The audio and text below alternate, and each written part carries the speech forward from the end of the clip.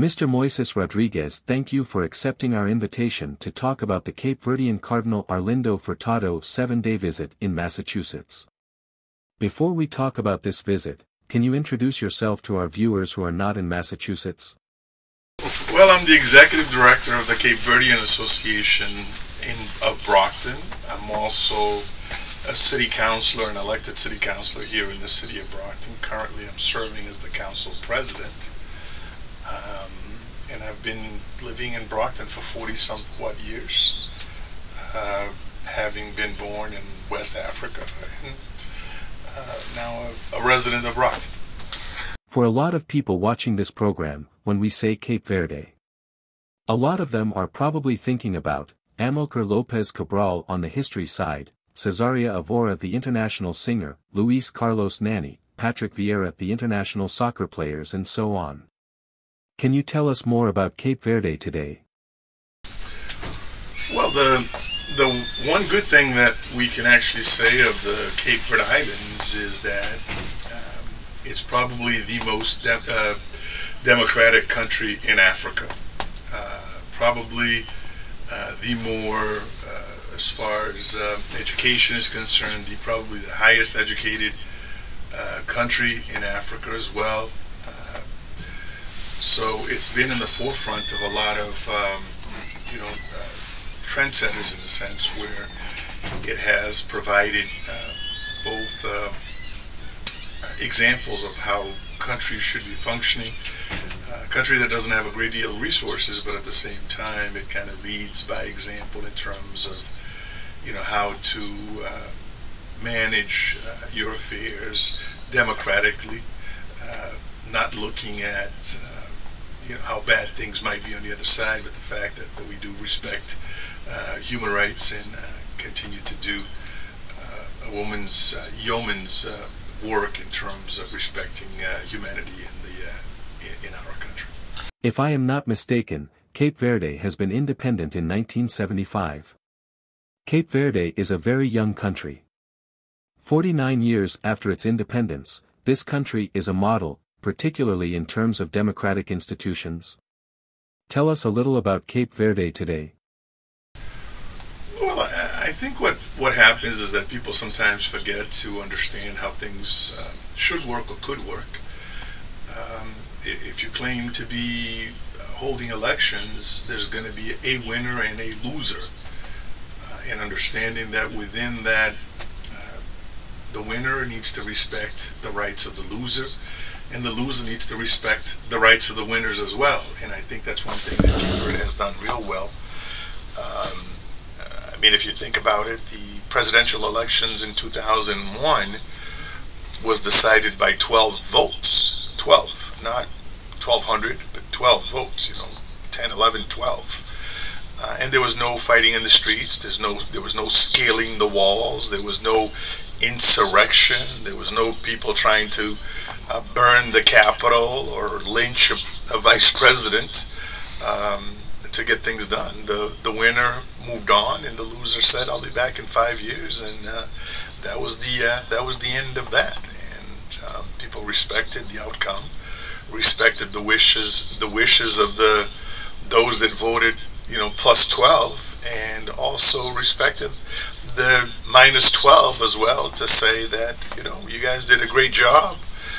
Unfortunately, you didn't get 12. You didn't get 13 votes in order to surpass the other winners. So that's how we got to look at it. Speaking of presidential elections, there are more Cape Verdeans living abroad than in Cape Verde. What systems have been put in place around the world to allow Cape Verdean citizens of Brockton, for example, to vote for their candidates? Well, they vote on presidential election as well as the government election. They also vote for the legislative elections, in a sense, because Cape Verde allows for its diaspora to be represented in the national parliament. So there are candidates from the diaspora. There's 2 deputies from Europe, 2 from the continental Africa, and 2 from the Americas as well that get elected along with the entire government, the ministry, and all that other stuff. So we vote twice. We vote for the presidential election to elect the president, but we also elect members of parliament in this sense, because we have representation in parliament ourselves. Well, usually the way it works, the consul general, there's a whole election commission in the sense that travels outside of the country to come to our areas to organize elections. And it's done in a way that, you get various polling places. Brockton usually has a polling place to allow people who live in Brockton, the greater Brockton community in the sense, to come to Brockton to vote. There's usually one in Boston, as well as in Florida, in some of the other communities across America, in the sense where people can actually go and vote for the candidate of their choice. But it's organized by the National Elections Commission, along with the Consul General that organizes the elections for the country. If you just join us, our guest today is Mr. Moises Rodrigues, President and Executive Director of the Cape-Verdean Association in Brockton, Massachusetts. Mr. Rodrigues is currently the President of the Brockton City Council. The Cape-Verdean Cardinal Arlindo Furtado will be in United States for a 7-day visit in Massachusetts. What is the objective of this visit? Well, he's not coming just to visit. I don't know if your viewers know this or not, but Cape Verde was the first diocese in Africa for the Catholic Church. So the entire Catholic Church, its first diocese was based in Cape Verde, and this goes back almost 500 years ago. So the country itself, or the church, is in a process of celebrating this 500 years of the Catholic Church being in Africa, and it being set in Cape Verde. So the country itself is basically preparing to do this 500-year celebration that they're looking to do. And they kicked it off last year with this, they're utilizing a 10-year process, because it's in 2033 that it actually will be 500 years of creation. So they decided that they were going to do a 10-year, I don't want to call it pilgrimage, but a process of 10 years. So they kicked it off in Cape Verde last year. They're coming to America to basically do a kickoff here in the Americas, and then next year it's going to be in Europe, and the following year is going to be in the continental Africa itself, and then they'll do, within the island of Cape Verde, leading up to 2033, which would actually be the 500th anniversary of the event. So he's coming here basically to kick off with a great deal of respect that he has for the diaspora. He's coming here for that process, with various activities taking place for the week that he's here. Mr. Rodrigues, what specific events or activities are planned during Cardinal Furtado's visit, and how do they reflect the historical and spiritual importance of the Diocese of Santiago? As you know, Cape Verdeans are heavily Catholic. It's the country itself is somewhere around 90+% Catholic. So the Catholic Church plays a great deal of functionality within the country itself. So it's a big deal in a way. So him coming this weekend, he's actually going to be here Friday night. We're planning to go to the airport for a reception to basically receive the Cardinal. And then on Saturday there's a gala dinner that's actually taking place here in Brockton, with about 400 to 500 people that we're expecting to be at this gala.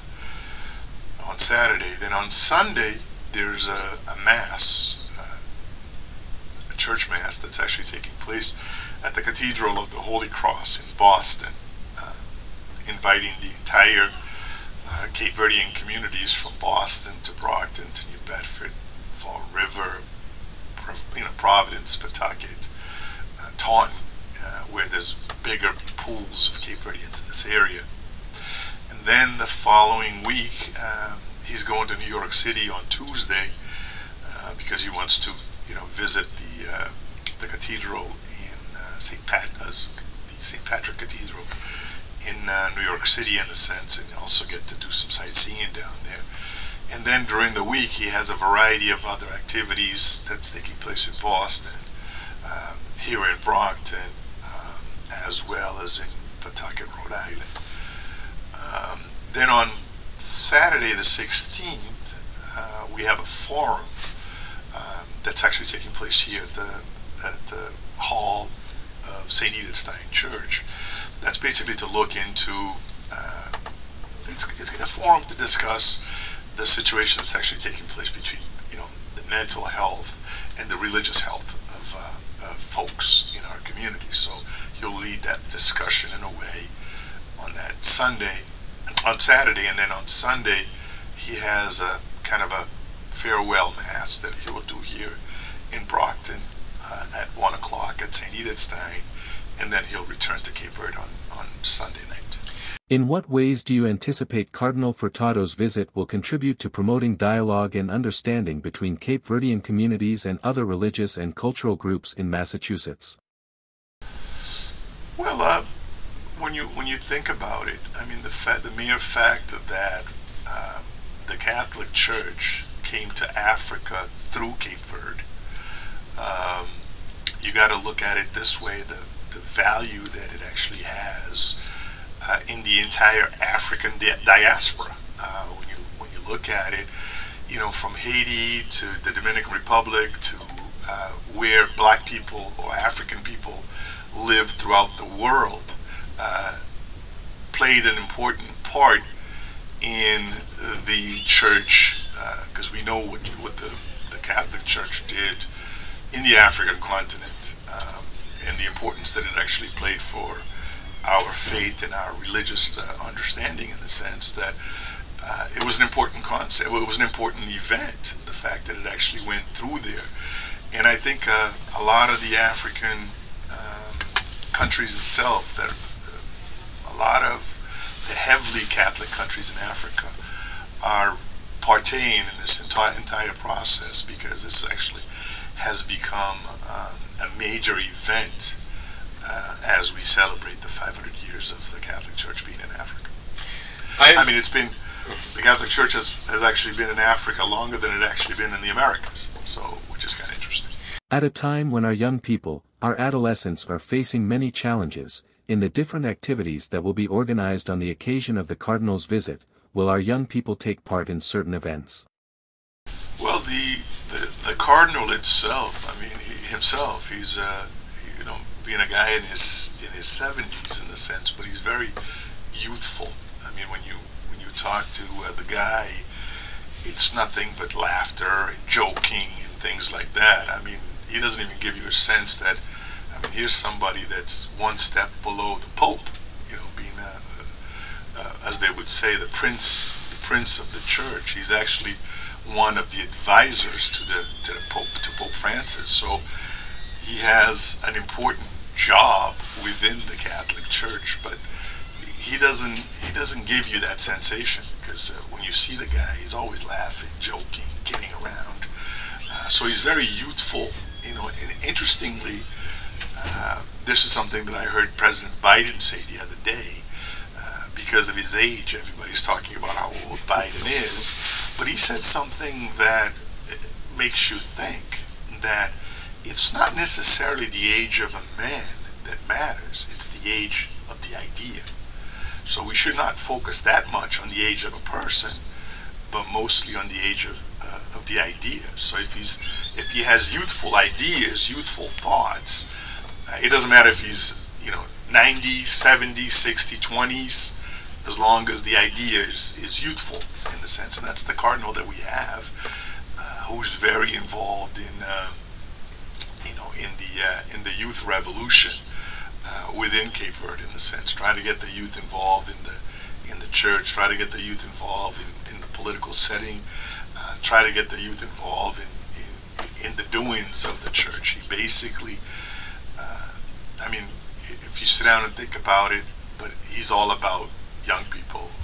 I remember I was in Cape Verde a few months ago, and I had to do one of those trainings, basically train the trainer in child protection, in the sense they don't have the issues of child abuse within the church as we do here, but he's basically making sure that those issues that actually took place here are not issues in Cape Verde. So he's kind of anticipating some of those moves or preempting those moves to make sure that there's protection of kids and young people within the church community, in the sense. So that's the kind of a person he is. So I'm pretty sure that the youth in my church are all involved in this particular process to make sure that they're a part of this whole 1 week type of activity that's taking place. Now, as I said,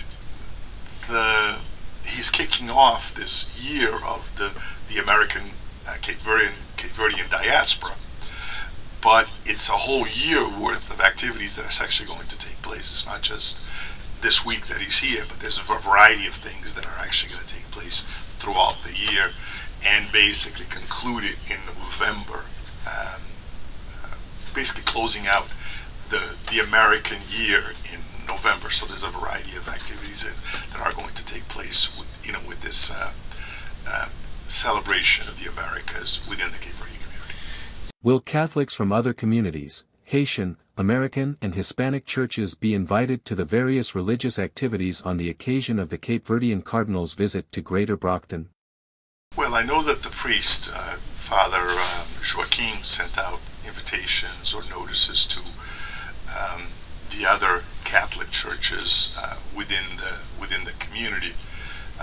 We are part of the tri-parish here in Brockton, and the tri-parish actually is the Cape-Verdean community, the English community, and the Haitian community. That's the tri-parish communities here. So they are heavily involved in that process as well, because again, it's a Catholic thing. It's the Catholic communities that basically are coming forward to celebrate this. But the invitations are out there for anyone that actually has one small percentage of African blood in them. This is part of their celebration as well, because we're celebrating the Catholic Church in Africa going into its 500 years.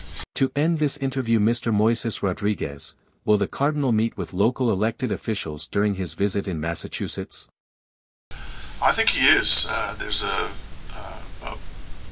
at least from what I understand, he's coming to the association, and there's the priest and I were just talking today at a funeral that I went to about involving visiting the mayor, visiting some of the elected folks that we have here in the community. So I'm actually thinking, I don't know exactly what his schedule is like. We have a city council meeting on Monday, to perhaps invite him to show up to the council meeting, so we can actually give him a citation on behalf of the residents of Brockton and welcome him to the city of Brockton. So that's something else I'm thinking about. Maladie sida continue à faire ravage. Li déjà touye 40,4 millions de monde dans le monde entier. Mais, ak progrès la science, maladie ça en bas code jodi a. D'après l'Organisation mondiale de la santé, en décembre 2022, il y a 39 millions de monde qui t'a vive avec sida. Les maladies a été fait commencer, c'était une sentence pour la mort. Jodi a, sida c'est une maladie chronique, tant que diabète et tension, parce que il y a un remède pour contrôler sida. Médicament pour sida, diminuer quantité virus ak niveau activité virus a gagné dans commune. Si test HIV ou positif, ça pas veut dire ou gen sida, mais ça veut dire ou nan route pour développer maladie sida. Si vous prenez remède régulièrement, virus a vient indétectable et puis il vient intransmissible. En anglais, on dit undetectable equal untransmissible.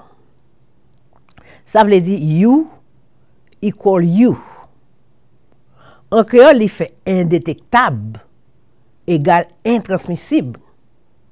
So nous-mêmes, nous dit 1 égale 1.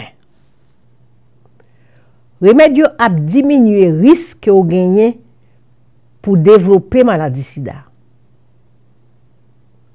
Yo pas qu'à détecter gène dans le sang. Ça veut dire ou pas qu'à passer gène dans l'autre monde. Haïtiens, mes frères, y'en est de l'autre, on nous bloque sida.